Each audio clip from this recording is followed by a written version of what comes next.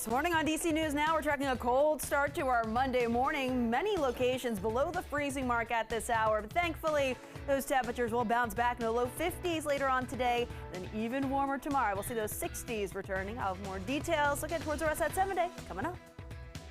Also coming up this morning, a teen shot and killed over the weekend by U.S. Park Police. That comes after police say he dragged the officer with his car. What we know about the incident this morning.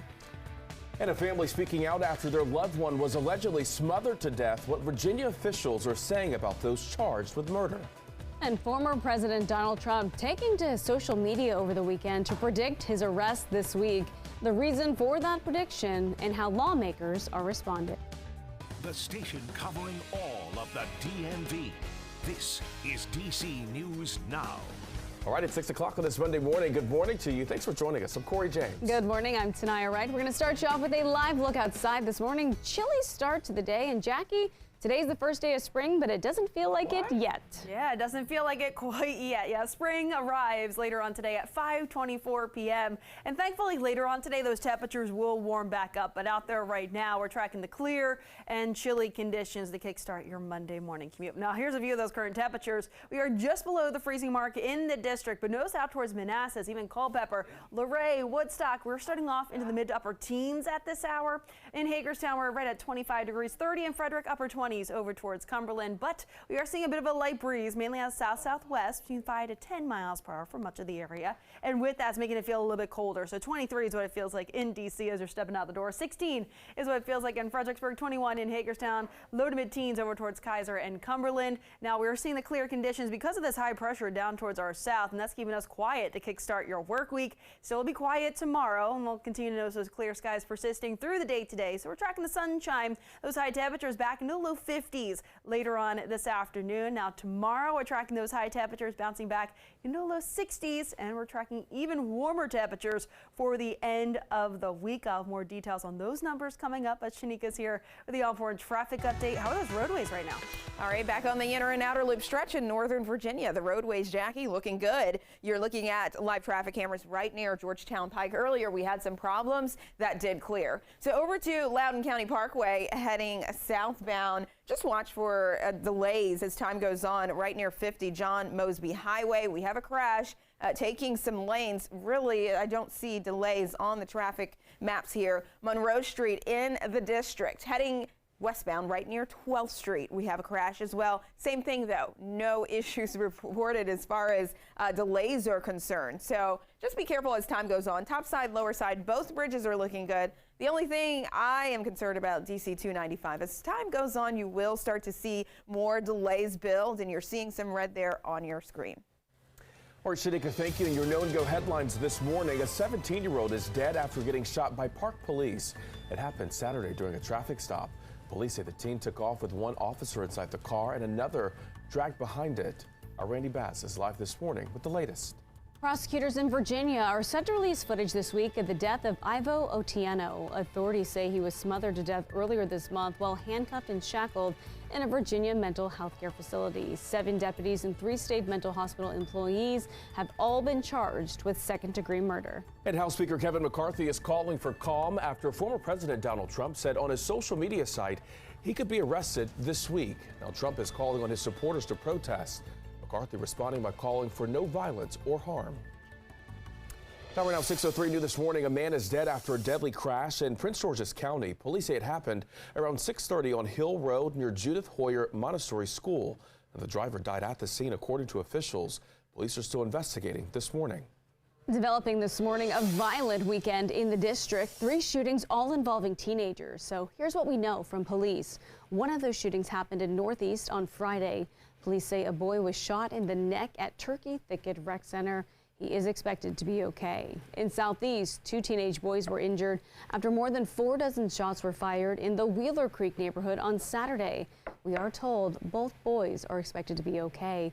And a 17-year-old died after an encounter with U.S. Park Police in Northeast. And this morning, those Park Police are releasing new details about that shooting. The authorities confirming to DC News Now that Park Police shot and killed 17-year-old Delaney Martin Saturday.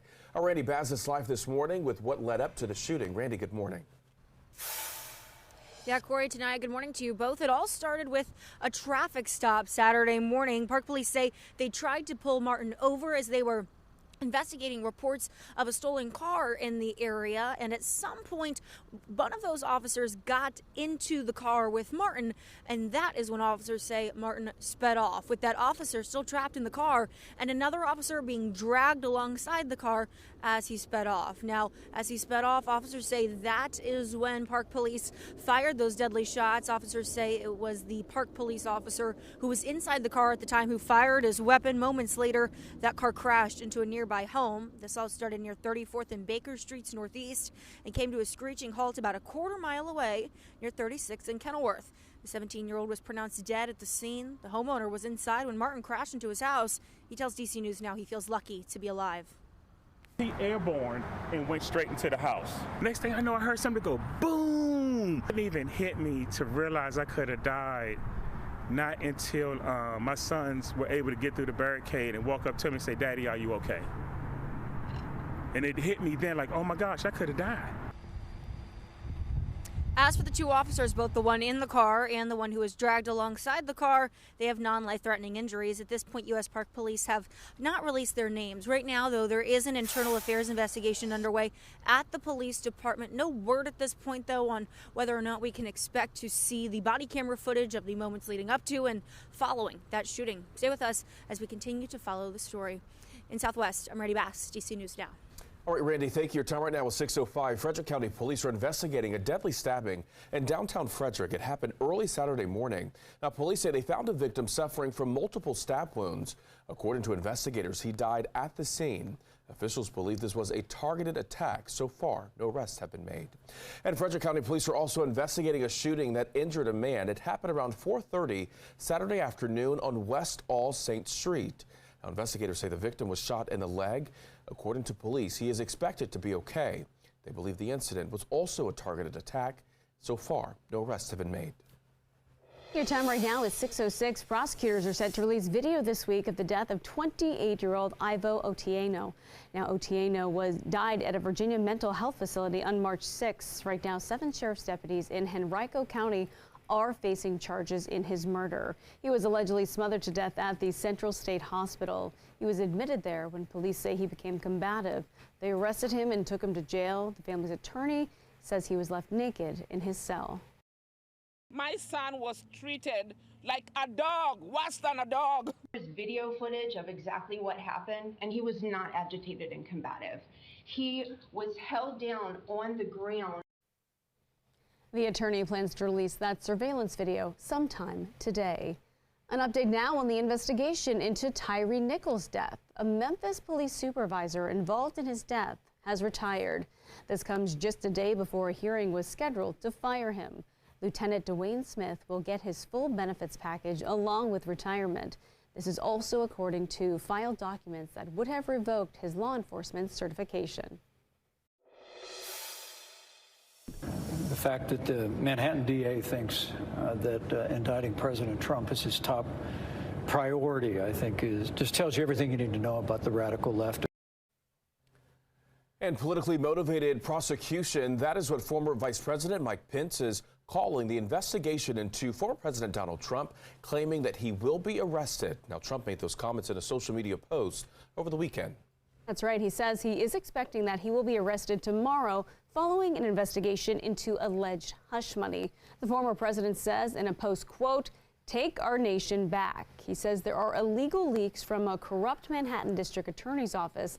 This as the office continues to investigate alleged hush money paid to former porn star Stormy Daniels. This will take a coordinated effort between, NYPD, Secret Service, FBI. Now, this as the former president calls for protests. The district attorney saying in part that we do not tolerate attempts to intimidate our office or threaten the rule of law in New York. House Speaker Kevin McCarthy is calling for no violence over the potential Trump arrest. He also condemned the Manhattan DA's investigation into Trump. Now, he called it a political attack. Representative Marjorie Taylor Greene agrees, saying there is no need for protest. Capitol Hill this morning as the U.S. is facing a major workforce challenge. Some Democrats say they have a solution, granting a path to legal status for migrants currently in the country. We have a shortage of workers in this country, whether it's Silicon Valley, high-tech workers. 50% of our farm workers are undocumented. What are you going to do? You're going to deport them?